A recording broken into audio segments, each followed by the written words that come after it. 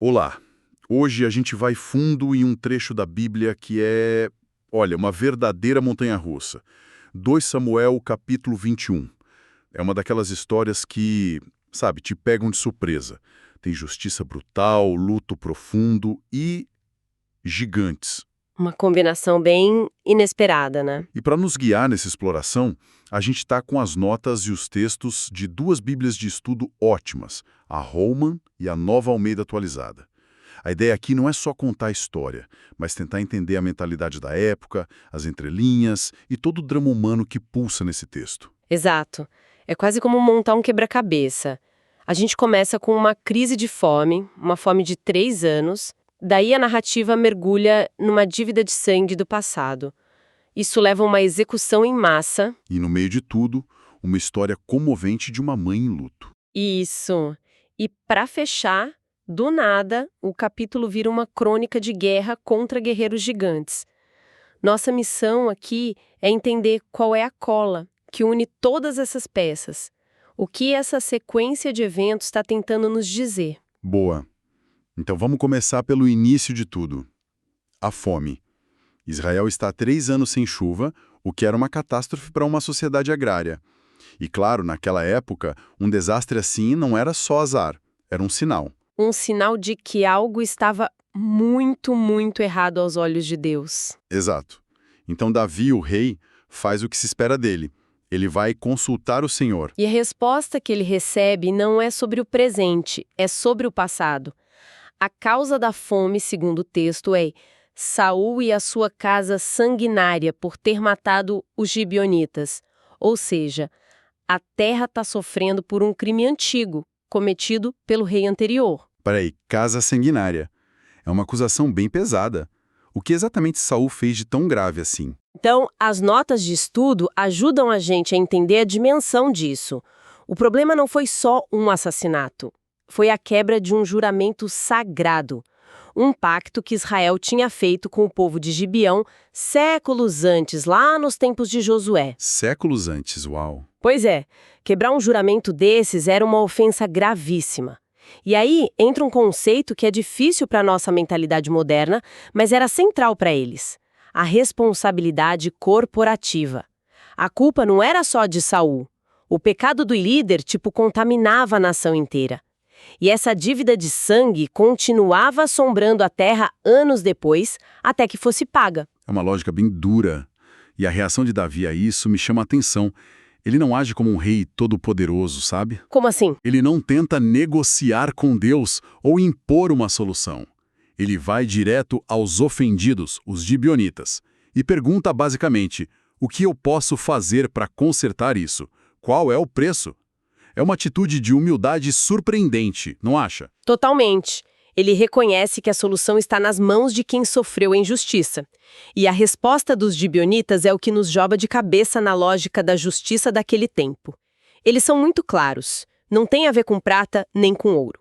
Ou seja, dinheiro não paga dívida de sangue. Exatamente. A justiça para eles precisava ser na mesma moeda. O que eles pedem é a vida de 7 descendentes, homens de Saul, para serem executados em Gibeá. Na cidade do próprio Saul. Na cidade do próprio Saul. Nossa, é de uma brutalidade que choca. Choca mesmo. E é importante o que as notas de estudo apontam. Isso não era um sacrifício humano no sentido pagão, para acalmar um Deus sedento de sangue. Era a aplicação da lex talionis, a lei de olho por olho, vida por vida. Na visão deles, era um ato de justiça retributiva, necessário para purificar a terra da contaminação do crime. E a escolha do local. Muito simbólica. A consequência do crime de Saul tinha que ser paga na terra natal dele. É fechar um ciclo, de forma terrível. E Davi aceita, mas com uma ressalva que diz muito sobre ele. Sim, ele poupa Mefibosete. O filho do seu melhor amigo, Jonatas, por causa de um juramento de amizade que ele tinha feito anos antes. É um rei dividido entre 2 promessas sagradas, né? A de consertar um erro nacional e a de honrar uma amizade pessoal. Então, quem são os 7 que são entregues? O texto nos dá os nomes. Sim, os 2 filhos que Saul teve com uma concubina chamada Rispa e os 5 filhos de Merabe, a filha mais velha de Saul. Ah, e tem até uma nota interessante que esclarece que alguns manuscritos antigos confundiram Merabe com Mical, a outra filha de Saul. Mas a versão mais provável é que eram os filhos de Merabe mesmo. Isso. Um detalhe técnico, mas que ajuda a entender o texto. E é nesse ponto que a história que até agora era sobre política, dívida de sangue e teologia, dá uma virada e mergulha num drama humano de cortar o coração. Tudo por causa de uma mulher, Rispa, a mãe de 2 dos executados. Ah, a Rispa. Depois que seus filhos são mortos, no começo da colheita, ela faz algo inacreditável. O que ela faz é um dos atos de luto e protesto mais poderosos que a gente encontra na literatura antiga. O texto descreve que Rispa pega um pano de saco. Que já é um símbolo de luto. Exato. Ela estende sobre uma rocha perto dos corpos e fica ali, de guarda, dia e noite. A missão dela era proteger os corpos dos seus filhos e dos outros rapazes das aves de rapina durante o dia e dos animais selvagens durante a noite. Isso é... de arrepiar. Ela fica lá por quanto tempo? A frase que o texto usa é poética e precisa. Desde o princípio da sega até que deitou água do céu sobre eles. Até chover. Isso. Ou seja, ela ficou ali, sob o sol quente, por semanas, talvez meses, até a chuva finalmente chegar.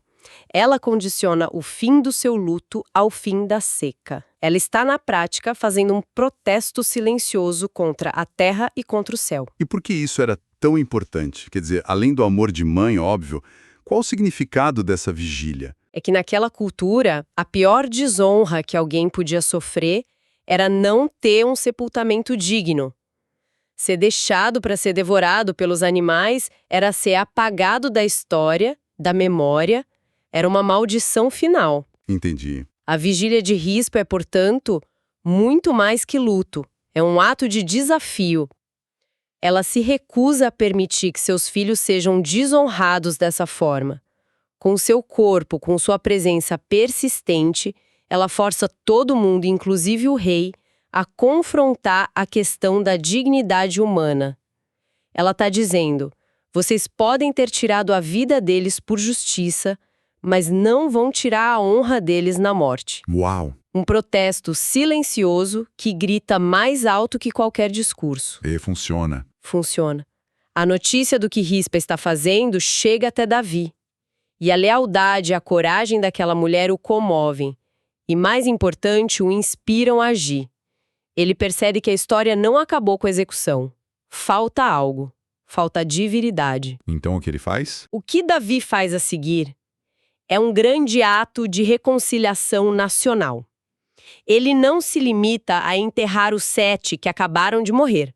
Ele vai muito além. Como assim? Primeiro, ele organiza uma expedição a Jabes de Gileade para recuperar os ossos do próprio Saul e de Jonatas, que os homens daquela cidade tinham resgatado heroicamente dos filisteus anos antes. Ah, que incrível. Ele está juntando tudo. Exato. Se a gente conecta os pontos, o que Davi está fazendo é gigantesco. Ele está reunindo simbolicamente toda a família de Saul. Os que morreram em batalha e os que acabaram de ser executados. Isso. Ele junta os ossos de Saul, de Jonatas e os corpos dos 7 descendentes e promove um funeral de estado, enterrando todos com honra no túmulo de Quis, o avô de Saul, na terra de sua tribo. É como se ele estivesse curando as feridas da guerra civil que marcou o início de seu reinado. Ele está honrando seu predecessor, seu rival, e encerrando de vez aquele capítulo de dor. Exatamente.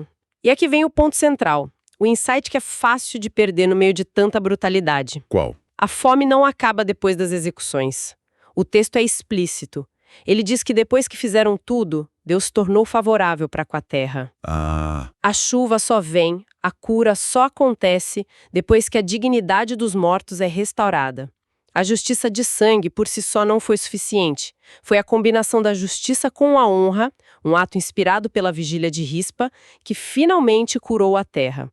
A ação humana de dignidade foi o que destravou a bênção divina. Que virada! Isso muda completamente a leitura da primeira parte.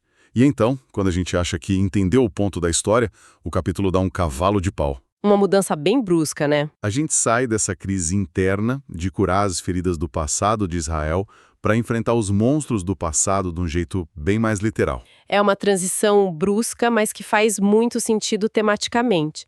Depois de resolver a dívida de sangue interna com a casa de Saul, a narrativa se volta para a ameaça externa que sempre assombrou Israel, os filisteus. Os inimigos de sempre. E não qualquer filisteu. O capítulo lista 4 confrontos com os descendentes dos gigantes de Gate, os super soldados da época. É como se, para fechar o livro do seu reinado, Davi precisasse acertar as contas com os fantasmas internos e, ao mesmo tempo, provar que a nação ainda era forte contra suas maiores ameaças externas. Faz sentido. E o primeiro desses confrontos já mostra uma grande mudança. Sim. O primeiro gigante é um tal de Isbi-Benob, e a história é chocante. Ele quase mata Davi. O próprio Davi? O próprio Davi. O rei, já mais velho, cansado, é salvo no último segundo pelo seu sobrinho, Abissai. Esse episódio é um ponto de virada. Os homens de Davi chegam para ele e dizem: "Chega, o senhor não vai mais para a batalha com a gente." Proibiram o rei de lutar. Exato. Eles o chamam de Lâmpada de Israel. E dizem que não podem arriscar que ela se apague. É o reconhecimento de que o grande guerreiro Davi está envelhecendo. E sua era está passando. É o fim de uma era. E os outros gigantes? Os outros são mais diretos. Um segundo gigante, Saif, é morto por um herói chamado Sibecai. Mas é no terceiro que a gente encontra um problema que faz muita gente coçar a cabeça. Qual? O texto diz que um homem chamado Elaná matou Golias, o geteu. Pera um pouco, aqui eu me perdi. O texto diz que Elaná matou Golias. Pois é. Mas e Davi? A história que todo mundo conhece, uma das mais famosas da Bíblia, é a de Davi matando Golias com uma funda. Isso é uma contradição gritante. Como as Bíblias de estudo explicam uma coisa dessas? É um quebra-cabeça textual clássico. E as notas apontam para a solução mais aceita hoje. A chave está em comparar esse texto com a passagem paralela no livro de 1 Crônicas. Ah, em Crônicas tem a mesma história. Tem, mas contada com um detalhe crucial. Crônicas diz que Elaná matou Lame, o irmão de Golias. O irmão? Exato. A teoria mais forte é que um erro de um escriba antigo, ao copiar o livro de Samuel, acabou omitindo a palavra irmão de, e aí criou essa confusão toda. É um exemplo fascinante de como a análise cuidadosa dos manuscritos ajuda a resolver aparentes contradições. Não se trata de duas histórias conflitantes, mas provavelmente de um pequeno erro de cópia ao longo dos séculos. Que interessante. É como um trabalho de detetive literário. E o último gigante? O último é talvez o mais memorável. O texto não diz o nome dele, mas o descreve com um detalhe físico impressionante. Ele tinha 6 dedos em cada mão e 6 em cada pé. 24 dedos no total. Exato, polidactília. Um detalhe vívido que provavelmente servia para acentuar sua natureza monstruosa ou anormal aos olhos dos israelitas. Esse gigante que desafiou Israel foi morto por Jonatas, outro sobrinho de Davi. Então essa lista de batalhas não é só sobre vitórias, é sobre uma transição. Davi, a lâmpada de Israel, é protegido enquanto uma nova geração de heróis, Abissai, Sibecai, Elanã, o sobrinho Jonatas, assume a linha de frente. Perfeito. O capítulo mostra a nação se curando de suas feridas internas e, ao mesmo tempo, provando sua força contra inimigos externos, agora liderada por uma nova geração de guerreiros.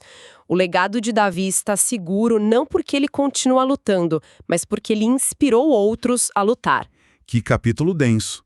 A gente passou por uma crise nacional, uma justiça tribal brutal, um ato de luto que muda o curso da história, uma reconciliação que cura a terra. E terminamos com a passagem da tocha para uma nova geração de heróis. É muita coisa. Muita coisa mesmo. Sem dúvida, este capítulo funciona como um resumo temático do reinado de Davi. Ele amarra 2 pontas soltas cruciais: a resolução da dívida com a casa de Saul, que era uma sombra sobre a nação, e a reafirmação do domínio sobre os filisteus. Isso, seus inimigos mais persistentes. Mostra essa dança complexa entre o que eles entendiam como justiça divina e a importância fundamental da ação humana, da honra, da dignidade, da coragem. E pensando em tudo isso, o que mais me marca é a figura da Rispa. Ela não tem poder, não tem voz política, não tem nada. E ainda assim, é o ato dela que move a história. E essa talvez seja a reflexão final que o capítulo nos deixa. A história de Rispa Essa mulher que usa o silêncio e a persistência para protestar acaba mudando a atitude de um rei e o destino de uma nação. Isso nos faz pensar, né, em um mundo tão barulhento como o nosso, cheio de palavras, opiniões e gritos, qual é o poder de um único ato, persistente e silencioso, de honra e dignidade? É uma boa pergunta. Às vezes, a ação mais poderosa é aquela que não diz nada, mas que se recusa a sair do lugar.